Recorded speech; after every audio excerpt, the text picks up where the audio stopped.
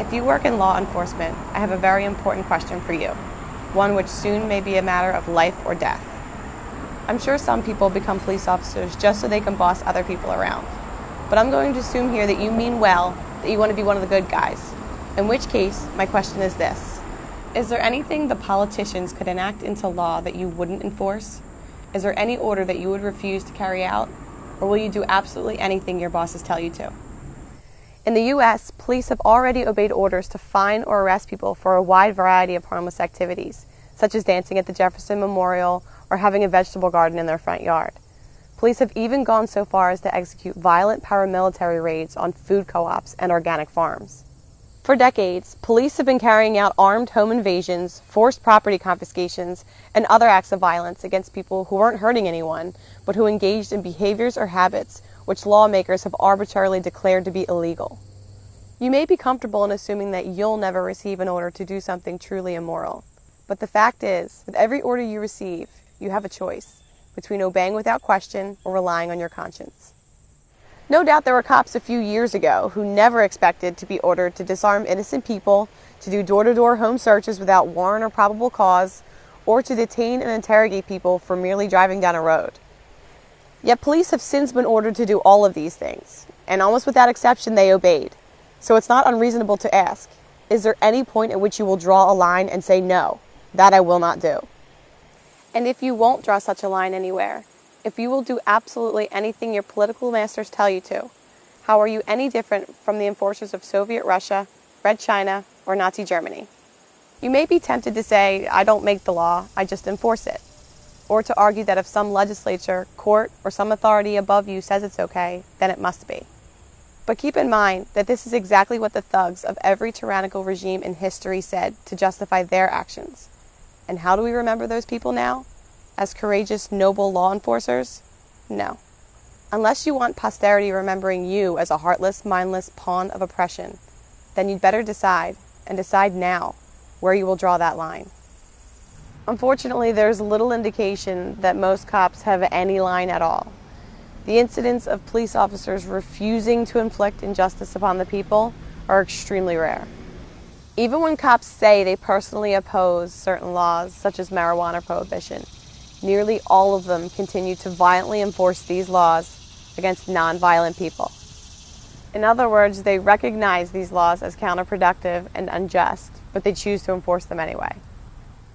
For the most part, American cops seem completely incapable of disobeying immoral orders, and instead do what the enforcers of every other authoritarian empire have done, inflicting harm on innocent people whenever and however those in power tell them to, while accepting no personal responsibility for their actions. I hope you are better than that. Keep in mind there are a lot of decent Americans who do have the integrity and courage to draw a line in the sand, a point at which they will disobey and resist violations of their rights by those in power.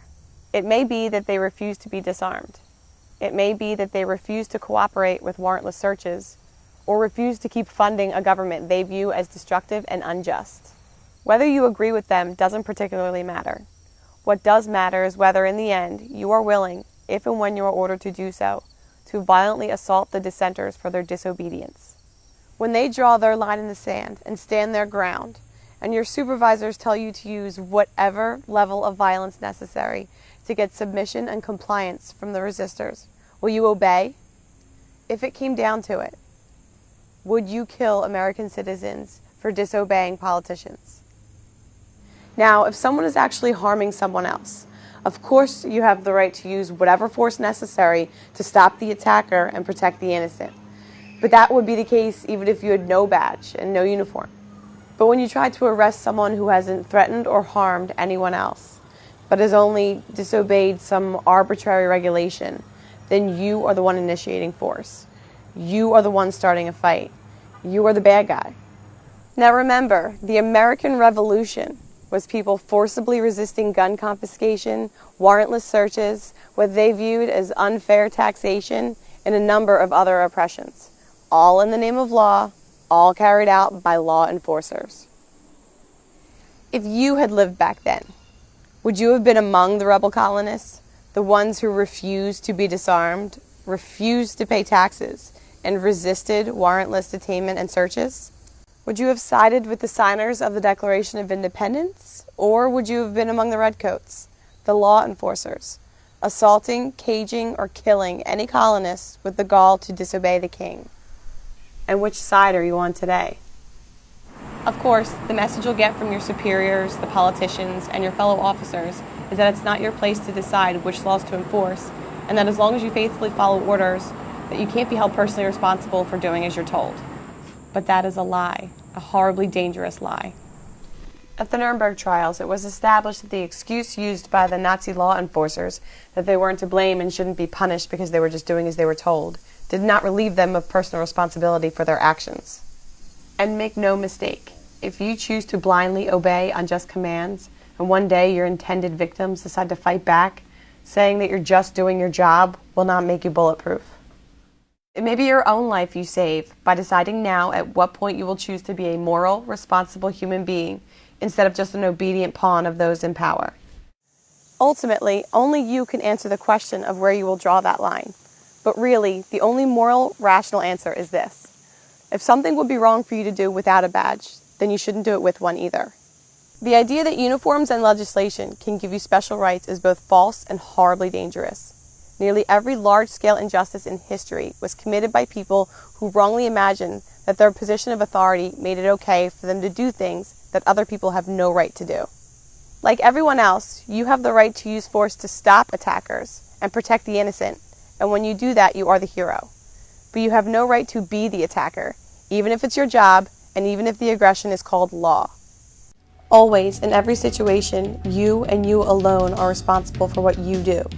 Wearing a badge and a uniform and doing whatever you're told does not make you brave and noble or deserving of any respect. Just following orders is a coward's excuse.